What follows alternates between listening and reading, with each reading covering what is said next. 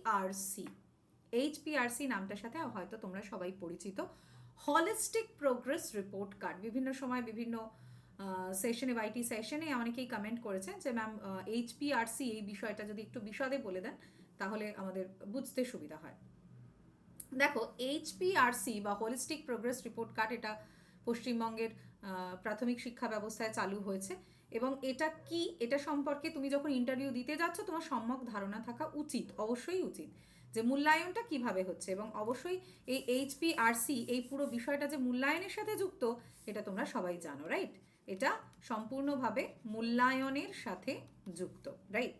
অর্থাৎ ইভ্যালুয়েশনের সাথে বা অ্যাসেসমেন্টের সাথে যুক্ত। এখন HPRC, এই হোলিস্টিক প্রোগ্রেস রিপোর্ট কার্ড, এটা কি, এটা বুঝতে গেলে আমাদের একটু পিছন দিকে যেতে হবে যে কেনই বা এটা নতুন করে আমাদের ইন্ট্রোডিউস করতে হলো। তো প্রথমে আমাদের যে বিষয়গুলো ছিল সেটা হচ্ছে এক্সামিনেশন, অর্থাৎ পরীক্ষা। তারপর দেখা গেল যে এই এক্সামিনেশনের ক্ষেত্রে কি হচ্ছে, একটা নির্দিষ্ট দিনের একটি শিশুর বা একটি শিক্ষার্থীর পারফরমেন্সের উপর ভিত্তি করে তাকে জাজ করা হচ্ছে, অর্থাৎ কতগুলি নাম্বার তার ডেভেলপমেন্টকে জাজ করছে, এবং যেটা একেবারেই অনুচিত এবং যেটা হতে পারে না, এবং পেডাগজিক্যালি দিস ইজ অ্যাবসলিউটলি রং। তারপর একটা শব্দ এলো টেস্ট, এবং টেস্ট দুরকম এলো, সেটা আমরা প্রত্যেকে পড়েছি, এক সামেটিভ এবং এক ফর্মেটিভ। এবং বছরের শেষে এই সামেটিভ এবং ফর্মেটিভকে মিলিয়ে আমরা শিশুর একটা মূল্যায়ন তৈরি করতে শুরু করলাম। কিন্তু সেখানেও বেশ কিছু ফাঁক থেকে যাচ্ছে, এটা আমরা লক্ষ্য করলাম, মানে এটা লক্ষ্য করা হলো যে সেখানেও কিন্তু ওই নাম্বার বা কোনো একটি বিশেষ দিনের পারফরমেন্স ডিটারমাইন করছে একটি শিশুর সামগ্রিক বিকাশ। কিন্তু বর্তমানে যে আধুনিক শিক্ষা ব্যবস্থা সেটা কিন্তু শিশুর কেবলমাত্র পঠন পাঠনকে লক্ষ্য করে হয় না, সেটা শিশুর সামগ্রিক বিকাশকে লক্ষ্য করে হয়। এবং এই শিশুর সামগ্রিক বিকাশকে লক্ষ্য করে এক্সাম বলো, টেস্ট বলো, এরা কিন্তু কোনো রকম মূল্যায়ন করতে পারছে না। ঠিক এই পয়েন্ট অফ ভিউ থেকে এবং প্রপার অ্যাসেসমেন্ট করার উদ্দেশ্যে এই হোলিস্টিক শব্দটার মানেই হচ্ছে সামগ্রিক বা সার্বিক, হোলিস্টিক প্রোগ্রেস রিপোর্ট কার্ড, এই কনসেপ্টটা আধুনিক শিক্ষা ব্যবস্থায় আনা হয়েছে, এবং এটা জাতীয় এবং আঞ্চলিক স্তরে এটা কার্যকর করার চেষ্টা করা হয়েছে, এবং চেষ্টা হচ্ছে, কার্যকর করা হচ্ছে। এখন প্রসঙ্গ হচ্ছে এই হোলিস্টিক প্রোগ্রেস রিপোর্ট কার্ড বা HPRC, এটা ঠিক কী নিয়ে ভাবে এবং ঠিক কোন জায়গাগুলো আমরা এই HPRCর মাধ্যমে মূল্যায়ন করি, সেই জায়গাটা আমাদের ভালো করে আগে বুঝতে হবে যে কেন হোলিস্টিক বলছি, এবং একটি শিক্ষার্থীর কোন কোন ডোমেনগুলো রয়েছে যেগুলো আমরা HPRCর মাধ্যমে মূল্যায়ন করব। ঠিক আছে, এটা আমাদের বিষয়টা আগে জানতে হবে। দেখো, কি প্যারামিটার্স অ্যান্ড ডোমেনস, এখানে দেখো কগনিটিভ বা প্রজ্ঞামূলক বিকাশের ক্ষেত্রে আমাদের যেটা দেখতে হবে তা হলো problem solving, critical thinking, conceptual clarity, অর্থাৎ একটি বিষয় ভালো করে কতটা বুঝছে একজন শিক্ষার্থী, mathematical understanding, this is very much important. ধরো একটি শিশু, সে ক্লাস 4-এ পড়ছে কিন্তু তার ম্যাথামেটিক্যাল আন্ডারস্ট্যান্ডিং ক্লাস 2-এর লেভেলে, সে 4-এর লেভেলে আন্ডারস্ট্যান্ডিং হয়নি। এবং এই বিষয়গুলো সত্যি যখন লকডাউনের পরে স্কুল খোলে তখন এই জায়গাগুলো কিন্তু বিশাল একটা চ্যালেঞ্জের জায়গা তৈরি করেছিল, এবং এই কগনিটিভ ডেভেলপমেন্টগুলোর জায়গা আমাকে HPRC কার্ডে তৈরি করতে হবে। এরপরে আসছে সোশিও ইমোশনাল, এটা একটা খুব গুরুত্বপূর্ণ প্যারামিটার প্রাথমিক শিক্ষা স্তরে। তার ইমোশনাল ইন্টেলিজেন্স কতটা, তার সেলফ অ্যাওয়ারনেস কতটা, তার ইন্টারপার্সোনাল স্কিলস কতটা, তার পজিটিভ অ্যাটিটিউড কতটা, তার এমপ্যাথি কতটা, তার ম্যানেজিং ইমোশন কতটা, তার সোশ্যাল নর্মস কতটা। তাহলে টিপিক্যাল ক্লাসরুম অ্যাটমসফিয়ারে কি আমরা এগুলো বুঝতে পারি না। এর জন্য আমাদের কো কারিকুলার অ্যাক্টিভিটি বা স্পোর্টস অ্যাক্টিভিটি এগুলো প্রয়োজন হয়। এবং তাহলে বুঝতেই পারছো যে টিপিক্যাল ক্লাসরুম অ্যাটমসফিয়ার ছাড়াও কো কারিকুলার এবং স্পোর্টস অ্যাক্টিভিটিও কিন্তু হোলিস্টিকের মধ্যে চলে এলো। কারণ টিপিক্যাল তুমি ক্লাসে ইংরেজি পড়াচ্ছ বা বাংলা পড়াচ্ছ, তার উপর ভিত্তি করে তার ইমোশনাল ইন্টেলিজেন্স বা সেলফ অ্যাওয়ারনেস এগুলো বোঝা কখনোই সম্ভব নয়। সাইকোমোটর খুব important, physical fitness, body flexibility, coordination, health habit, fine or gross motor skill. কিসের মাধ্যমে বুঝতে পারছি? খেলাধুলা, স্পোর্টস অ্যাক্টিভিটি। তার মানে HPRC-তে কারিকুলাম আসছে, কো কারিকুলাম আসছে, স্পোর্টস অ্যাক্টিভিটি আসছে। Language and literacy, communication, expression, এই যে বিভিন্ন ধরনের ডিবেট বা তাৎক্ষণিক বক্তৃতা, কবিতা বলা ইত্যাদি যে বিষয়গুলো হচ্ছে, এগুলো চলে আসছে। তার মানে বিভিন্ন অ্যাক্টিভিটি যা কিনা ক্লাসরুম এনভায়রনমেন্ট ছাড়াও ঘটছে। Aesthetic and cultural, creativity, art, music, drama, cultural appreciation, একদম 100%। ছবি আঁকা, ছবি আঁকা, নাটক, নাটকের অভিনয়, অথবা কবিতা বলা, এগুলো এস্থেটিক অ্যান্ড কালচারাল। মানে এই প্রত্যেকটা প্যারামিটার কিন্তু এইচপিআরসিতে গিয়ে ঢুকেছে। Life skill and values, productive work, সেবা, এগুলো কিন্তু সিবিএসসিতে বা এনসিআরটির এগুলো নর্মস অ্যাকচুয়ালি, এগুলো ফলো করা হয়। Environmental awareness, digital literacies and value, অর্থাৎ কম্পিউটার জানা বা বিভিন্ন ধরনের ধরো পরিষ্কার পরিচ্ছন্নতা অভিযান, এই বিষয়গুলো কিন্তু, অর্থাৎ এগুলো লাইফ স্কিলস অ্যান্ড ভ্যালিউজ এর মধ্যে চলে আসছে। এবং এই হোলিস্টিক প্রোগ্রেস কার্ডে এটা আমরা দেখতে পাচ্ছি।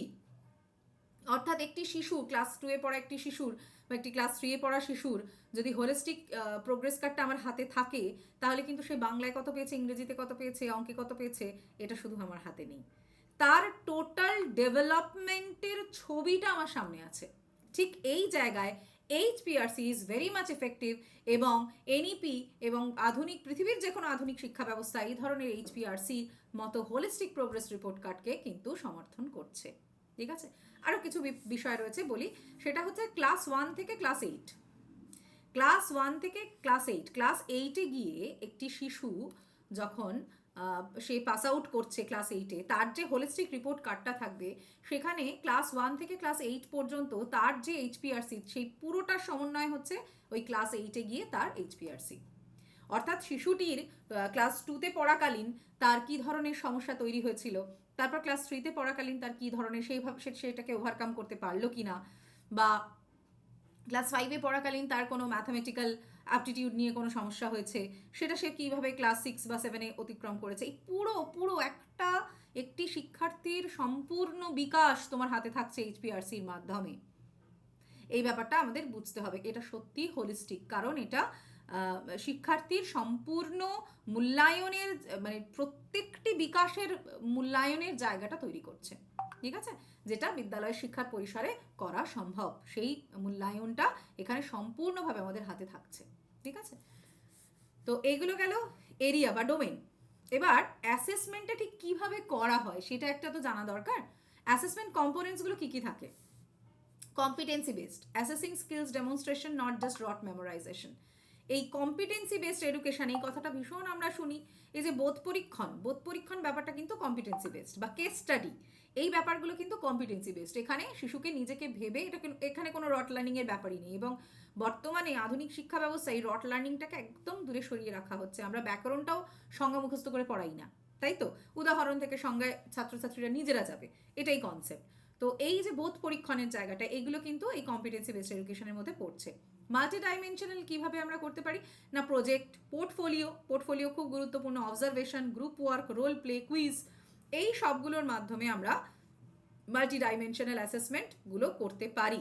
Participatory includes self assessment, peer assessment, খুব ইম্পর্টেন্ট, কি যেহেতু পিয়ার লার্নিং এখন খুব ইম্পর্টেন্ট হয়ে উঠেছে, তাই আমরা কিছু ফর্মস তৈরি করতে পারি যেগুলোর মাধ্যমে পিয়ার অ্যাসেসমেন্ট হয়। অ্যান্ড পেরেন্ট আর কেয়ার গিভারের ফিডব্যাক। এই এইচপিআরসি যখন তৈরি হয় তখন একটা সময় পেরেন্ট মানে পিটিএম করতে হয় আর কি। তো সেই পিটিএমে এসে পেরেন্টরা ফিডব্যাক দেন, ফিডব্যাক ফর্ম থাকে, সেই ফিডব্যাক ফর্ম তারা ফিল আপ করেন, এবং তার ভিত্তিতে আবার এইচপিআরসিতে কিছু জায়গা আছে যেগুলো ফিল আপ করতে হয়। তার সাথে সাথে formative and regular assessment process যেটা রয়েছে আমাদের, সেটাও কিন্তু থাকে। Ongoing evaluation for continuous improvement, এই পুরো ব্যাপারটা সিসিই এর মধ্যে কিন্তু আসছে, কন্টিনিউয়াস অ্যান্ড কম্প্রিহেনসিভ ইভ্যালুয়েশনের মধ্যে এটা আসছে। পুরো ব্যাপারটা, এই পুরো অ্যাসেসমেন্ট প্রসেসটা সিসিই কনসেপ্টে আসছে, অর্থাৎ কন্টিনিউয়াস অ্যান্ড কম্প্রিহেনসিভ ইভ্যালুয়েশন প্রসেসের মধ্যে আসছে। এই ব্যাপারটা আমরা খুব ভালো বুঝতে পারবো আমরা যদি কেউ সিবিএসই সাইটে গিয়ে পারাক বলে একটা ব্যাপার আছে, সেই পারাকটা যদি দেখি, এখানে এনসিআরটি একটা খুব সুন্দর মডেল তৈরি করেছে পারাকে। এখানে পার্ট বি এতে রয়েছে বেসিক চাইল্ড ডিটেলস এবং ইন্টারেস্ট। একটি শিশু যখন ক্লাস 1-এ ভর্তি হয়েছে, তার একদম বেসিক ডিটেলস, আর নাম, বাবার নাম, ছোটোবেলাকার যদি কোনো তার ডেভেলপমেন্টাল প্যারামিটারে কিছু সুবিধা থাকে, সবটা, তার কি সে আগ্রহ, সবটা। পার্ট বিতে থাকছে তার প্রোগ্রেস সামারি, কী ধরনের না, তার অ্যাক্টিভিটি, তার টিচার কি ফিডব্যাক দিচ্ছে, তার পিয়ার অ্যাসেসমেন্ট, পেরেন্ট অবজারভেশন, অর্থাৎ অন্যরা তার সম্পর্কে কী বলছে এবং তার অ্যাক্টিভিটিগুলো তার সম্পর্কে কী বলছে। পার্ট সিতে থাকছে কি performance, descriptors, teacher remarks and overall summary. মানে এইটার মধ্যে আবার সব থাকছে, মানে সারা বছর সে অঙ্ক, ইংরেজি, বাংলা, ইতিহাস, ভূগোলের সাথে সাথে স্পোর্টস থেকে শুরু করে কো কারিকুলার অ্যাক্টিভিটি সে কী ধরনের আচরণ করলো সেই পুরোটাই ঠিক কিন্তু এখানে থাকছে। তোমরা যদি মনে করো যে পারাক থেকে তোমরা এটা দেখে নেবে, তোমরা একবার দেখে নিতে পারো, স্ট্রাকচারটা খুব সুন্দর করে পারাকে দেওয়া আছে, ঠিক আছে। এবং ওই যে বললাম ক্লাস 1 to 8, ক্লাস 8-এ কিন্তু একটা সেই মোটা বইয়ের মতো হোলিস্টিক HPRC পাবে, যেখানে পুরো ক্লাস 1 to 8-এর পুরো অ্যাসেসমেন্টটা তার কাছে উঠে আসছে। সুতরাং আধুনিক শিক্ষা ব্যবস্থা অনুসারে বা আমাদের এনইপি অনুসারে এটা কিন্তু ভীষণ ভীষণ এফেক্টিভ একটা ব্যাপার, যেটা হলো হোলিস্টিক প্রোগ্রেস রিপোর্ট কার্ড, ঠিক আছে। তো আশা করি একটা ওভারঅল তোমাদের ধারণা তৈরি হলো এবং কিছু প্রশ্ন করলে তার উত্তর তোমরা এখান থেকে দিতে পারবে, যে সামগ্রিক বিকাশের জন্য কিন্তু হোলিস্টিক প্রোগ্রেস রিপোর্ট